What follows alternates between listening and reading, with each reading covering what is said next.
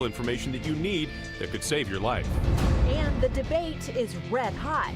During this moment, I couldn't help but remember that I go to a school named after a Confederate general. What's next for a Fairfax County high school right now? Now, ABC 7 News at 11 on your side. 4 bodies, 4 sets of remains in just 3 months, all of them uncovered in Anne Arundel County. The latest discovery just last week. Police say the body had been there for months, and tonight they're trying to piece together how it got there to begin with. Our Tim Barber tracking it all live in Annapolis tonight. Tim? Well, this is the entrance to Quiet Waters Park. You can see the front is blocked off by a gate at night, but this place is surrounded by roads that surround this 340-acre area where some of those remains were found. Quiet Waters Park is not so quiet during the day. You'll find deer walking and people running. But for more than a year, a disturbing secret was hidden in the woods. Can be a little freaky. Mike Bonner bikes here every day, but he had no idea Jose Hernandez Portillo's bones here were one of 4 sets discovered across Anne Arundel County since August 28th. The citizens van. On October 6th, Anne Arundel County Police said 3 of the remains were tied to gang murders. If you think a gang wants to hurt you, I'm begging you to come and talk to us. Then on October 18th, Skytrack 7 was above a 4th set of remains in Shadyside. It is not clear if this is or is not gang-related. Back up the Chesapeake in Quiet Waters Park, DNA confirmed that Hernandez Portillo was one of the gang victims. But tonight, so many of the other details in all 4 cases are a mystery. It's believable, but definitely surprised.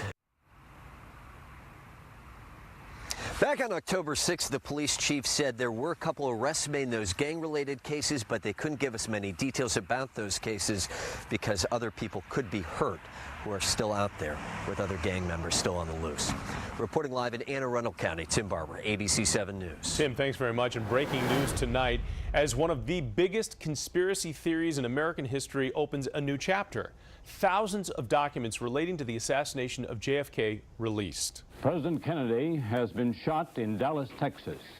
That what was playing years ago. Now Nancy Chen is here with a closer look at what those documents have uncovered so far. And Jonathan, almost 3,000 classified records released just hours ago, but a stunning last-minute announcement meant others are being withheld over national security concerns. As for the documents that were released, they show federal agents chasing tips after the assassination, noting that 2 months before it happened, Lee Harvey Oswald was heard speaking in what they call broken Russian to a KGB agent in Mexico City, and also that the FBI got a tip about a threat on his life the night before he was killed. Another document here that the director of the FBI, J. Edgar Hoover at the time, had an agent at the hospital hoping Oswald would give a confession before he died. Still plenty to dig through, though, and we'll have the full document available on the ABC 7 app. Jonathan Allison, plenty to consider here. All right, Nancy, thanks. Tonight, a years-long debate coming to a close. Jeb Stuart High School in Fairfax County now is getting a new name. That's right. The school board voted tonight, bringing an end to a conversation that at times has become pretty heated. Tom Rousey live in Falls Church tonight with the resolution to this. So, Tom, tell us what happened. Well, it's still not over, Allison. I think they're finally about to take a final vote here, but as you can see, the meeting is still going on as it has been for just about 4 hours now, and there's still a sizable crowd here, although a lot of people have left. Now, here's video we took earlier in the evening, and you'll see from the signs folks are holding that there was a lot of support for different names to rename Jeb Stuart High School, and one of the options was to rename it for a World War II hero, Colonel Louis Mendez. That was voted down. Just within about the last few minutes, they debated renaming it Justice Thurgood Marshall High School.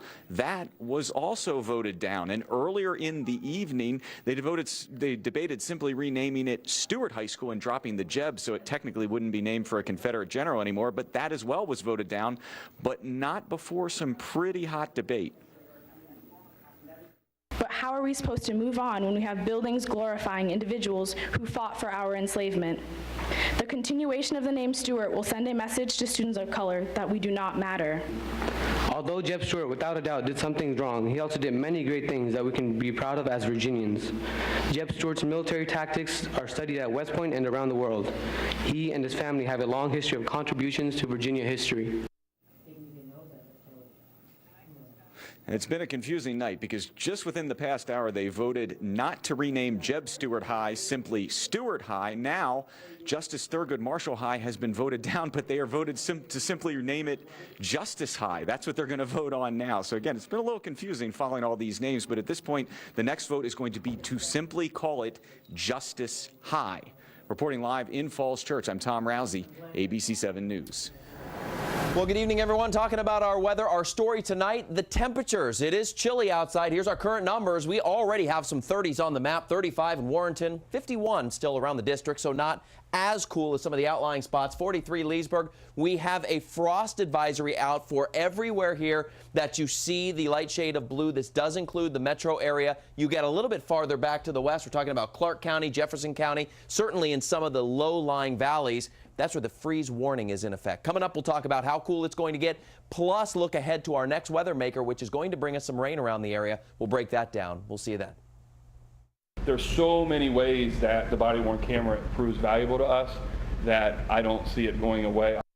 Police departments are spending millions of dollars on those programs nationwide, but are they working? There's a recent study aimed to answer that very question, and tonight D.C. police are also chiming in on it. Annalisa Gale was there as the community put that study under the microscope. Basically, switch the power switch to on. D.C. police officers and researchers are analyzing findings from a study conducted by the Lab D.C. A statistically insignificant result. The study concluded that body cameras do not